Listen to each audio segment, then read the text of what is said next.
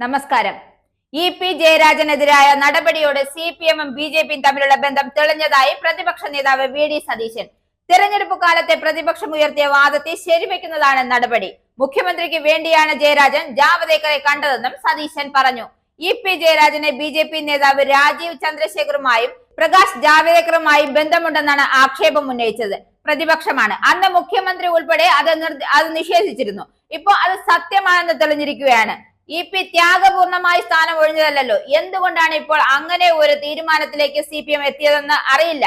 അത് അവരുടെ ആഭ്യന്തര കാര്യം. പക്ഷെ അദ്ദേഹത്തിന് സിപിഎമ്മും ബിജെപിയുമായി തെറ്റായ ബന്ധമുണ്ടെന്ന് ഉന്നയിക്കപ്പെട്ട ആരോപണം സത്യമാണെന്ന് തെളിഞ്ഞിരിക്കുകയാണ്.